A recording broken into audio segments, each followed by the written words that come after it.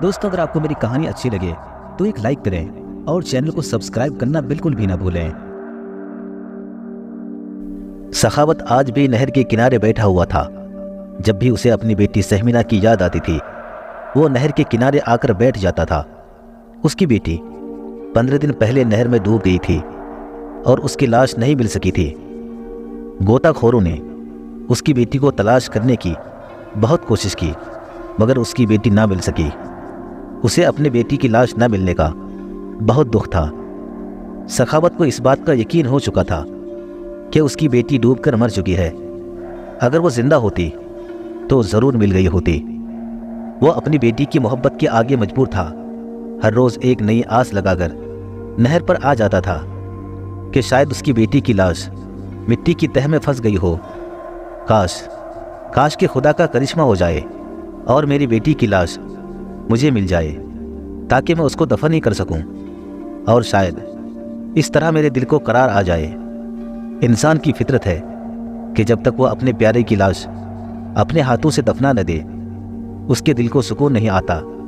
जब तक लाश ना मिले, वो अपने प्यारे की याद में तड़पता रहता है और उसे एक वहम सा हो जाता है कि उसके प्यारे की वफात की खबर जो उन्हें मिली है शायद झूठी हो और वो अचानक से उनके सामने आ जाएगा।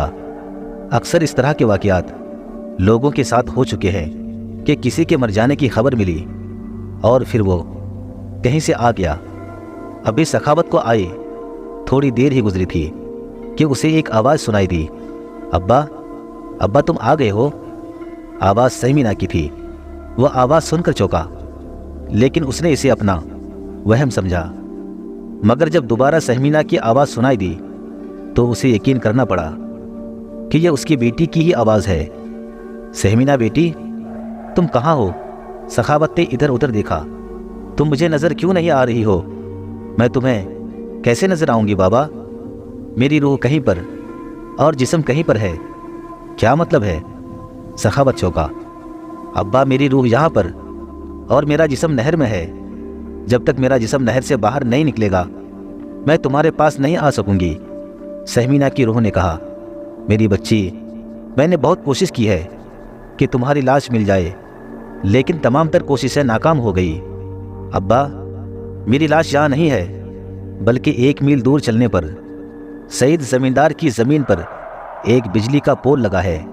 पोल के पास नहर में झाड़ियाँ हैं और इन्हीं झाड़ियों में मेरी लाश फंसी हुई है। वहाँ से मेरी लाश को निकाल कर इधर ले आओ। मेरी रूह जिस्म में दाखिल हो जाएगी और मैं फिर से ज़िंदा हो जाऊंगी। सहमीना की रूह ने कहा, यह कैसे मुमकिन है?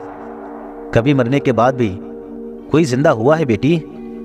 सखावत ने कहा, क्या पापा, आपने लोगों से नहीं सुना कि मुर्दा को जब दफनाने गए तो मुर्दा ज़िंदा हो गया, और कभी नमाज जनाजा के वक्त मुर्दा खड़ा हो गया हो? हाँ, इस तरह के कई वाक़यात मैंने सुने ज़रूर हैं, मगर हकीकत में कभी देखा नहीं है। तो उसने कहा, अब्बा तुम देख लेना, वो भी अपनी बेटी को ज़िंदा होते हुए।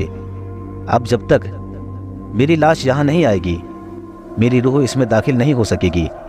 सहमीना की रूह ने फिर से कहा, ठीक है मेरी बेटी, मैं अभी जाता हूँ, और हाँ, ये काम इंतहाई राजदारी से होना चाहिए, वरना तुम अपनी बेटी को कभी नहीं पा सकोगे। मैं किसी को नहीं बताऊंगा। मैं चुपके से जाकर तुम्हारी लाश यहाँ ले आऊँगा। सखावत ने खुश होते हुए कहा। बेटी के मिल जाने की खबर से उसके जिस्म में तेज़ी आ गई थी। वो तेज़ तेज़ कदमों से दौड़ता हुआ उस जगह पहुँच गया और थोड़ी कोशिश करने पर इन झाड़ियों में सहमीना की लाश मिल गई। पानी में लाश रहने से कुछ फूल ज़रूर गई थी, मगर ख़राब नहीं हुई थी। वो जब रूह के पास लाश को लेकर पहुंचा तो चंद लम्हों में सहमीना के जिस्म में जान आ गई। सखावत भी इसे ज़िंदा होते हुए देखकर दंग रह गया। सहमीना के ज़िंदा हो जाने पर उसे बहुत खुशी हो रही थी।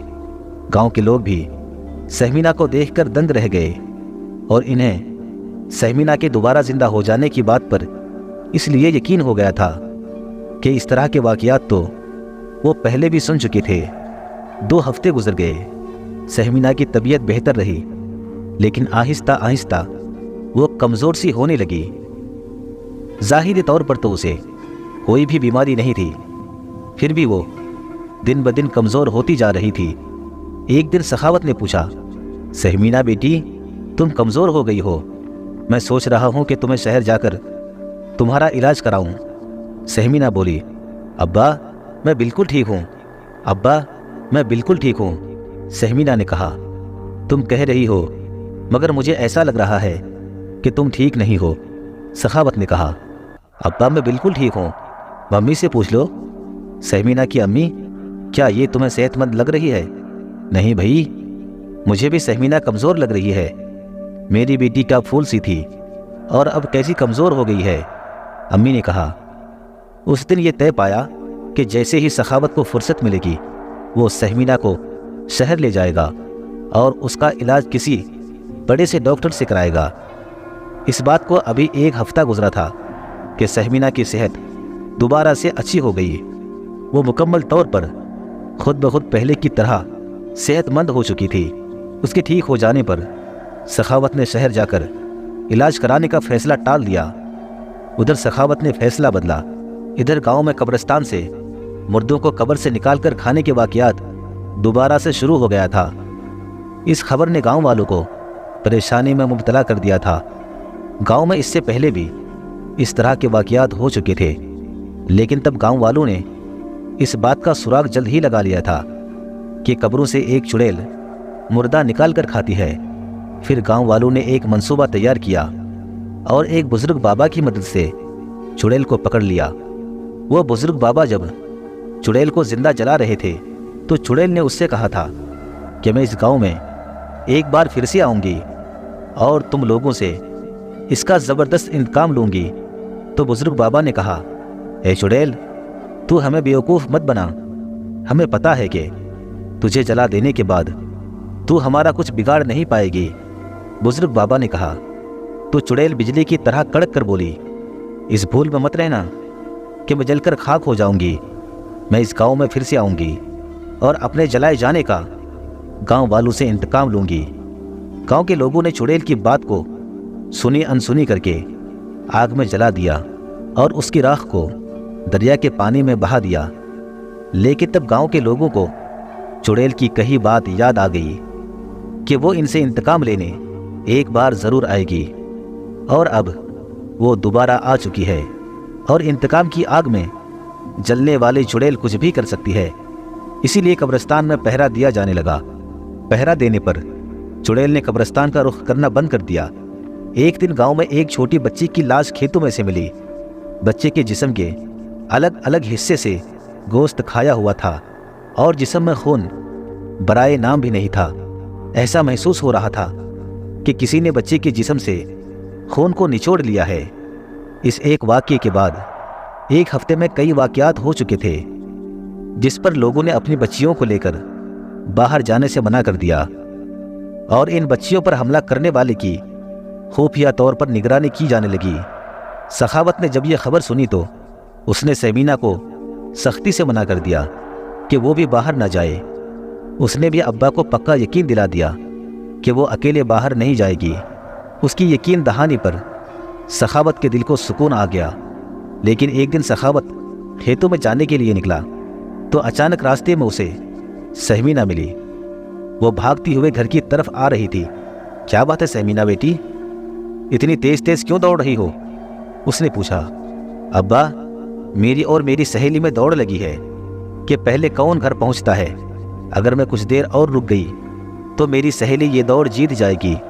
یہ کہتے ہوئے وہ دوڑتی ہوئی گھر کو روانہ ہو گئی۔ سخاوت مسکرا کر رہ گیا۔ وہ کھیت کی طرف آگے بڑھا۔ کچھ دور چلنے پر اسے چند نوجوان نظر آئے۔ ان کے ہاتھوں میں ڈنڈے نظر آ رہے تھے اور وہ بہت غصے میں تھے۔ کیوں بھائی، خیریت تو ہے نا؟ سخاوت نے پوچھا۔ وہ آج ہم نے اس چڑیل کو رنگے ہاتھوں پکڑ ہی لیا تھا جب وہ ایک چھوٹی سی بچی کو پکڑ کر کھیتوں میں اس کا خون پینا چاہ رہی تھی۔ پھر کیا ہوا؟ سخاوت نے پوچھا۔ وہ ہمیں اپنی طرف بڑھتا دیکھ کر کھیتوں میں گھستی ہوئی فرار ہونے میں کامیاب ہو گئی۔ ہم اس کے پیچھے لگے۔ وہ اس طرف گئی ہے جہاں سے تم آ رہے ہو، لیکن میں نے راستے میں اس چڑیل کو نہیں دیکھا۔ سخاوت نے کہا۔ اس کا مطلب ہے کہ وہ ہمیں چکما دے کر کسی اور طرف نکلنے میں کامیاب ہو گئی۔ تیسرے نوجوان نے کہا، خیر وہ ہم سے بچ کر کہاں جائے گی، ایک دن ضرور ہمارے قبضے میں آ جائے گی، پہلے نوجوان نے کہا۔ نوجوان مایوس ہو کر اپنے ہاتھوں میں ڈنڈے گھماتے ہوئے وہاں سے چلے گئے۔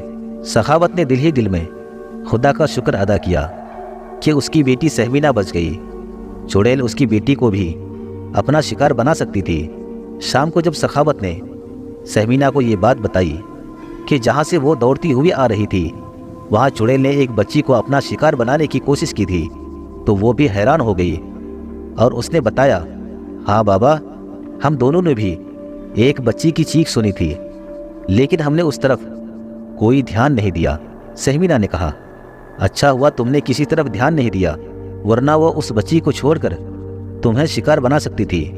سخاوت نے کہا، اب گاؤں کے لوگ چڑیل کی تلاش میں تھے، مگر وہ ان کے ہاتھ نہیں آ رہی تھی۔ وہ گاؤں کی کئی چھوٹی بچیوں کو اپنا شکار بنا چکی تھی۔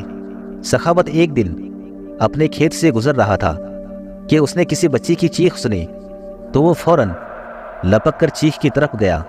ایک چھوٹی بچی پر ایک لڑکی جھکی ہوئی تھی، اور آگے جب اس نے پلٹ کر دیکھا تو وہ کوئی اور نہیں سہمینہ ہی تھی۔ اس کا منہ خون سے بھرا ہوا تھا۔ سہمینہ کو اس حالت میں دیکھ کر سخاوت کو چکر آنے لگا۔ اس نے کبھی خیالوں میں بھی نہ سوچا تھا کہ اس کی اپنی بیٹی کبھی چڑیل کا روپ دھار لے گی۔ یہ سب کیا ہے سہمینہ بیٹی؟ اس نے پوچھا، تو سہمینہ گررا کر بولی، آج جب راز کھل ہی گیا ہے تو پھر یہ بات کان کھول کر سن لو کہ میں تمہاری بیٹی سہمینہ نہیں ہوں، میں وہی چڑیل ہوں جس کو تم گاؤں والوں نے سال پہلے جلا دیا تھا۔ واردات کرنے اور اپنا انتقام لینے کو جسم چاہیے تھا۔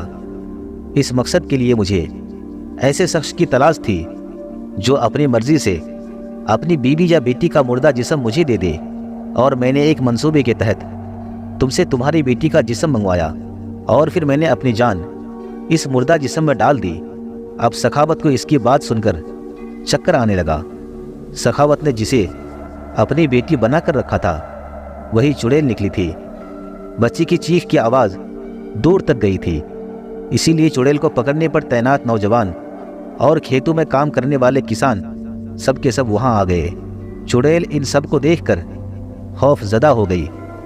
وہ فرار ہونا چاہتی تھی، مگر فرار کی ساری راہیں بند ہو چکی تھی۔ گاؤں کے لوگوں نے چڑیل کو پکڑ لیا۔ جس بچی کو چڑیل نے اپنا شکار بنایا تھا وہ ابھی زندہ تھی، مگر زخمی حالت میں تھی۔ بچی کو فوری طور پر اسپتال میں علاج کے لیے روانہ کر دیا گیا۔ ڈاکٹروں نے فوری دیکھ کر بچی کو بچا لیا اور چڑیل کو مسجد کی امام صاحب کے پاس بھیج دیا، تو امام صاحب نے اس چڑیل کو ہمیشہ ہمیشہ کے لیے زندہ جلا کر ختم کر دیا۔ دوستو، اگر آپ کو میری کہانی اچھی لگے تو ایک لائک کریں اور چینل کو سبسکرائب کرنا بالکل بھی نہ بھولیں۔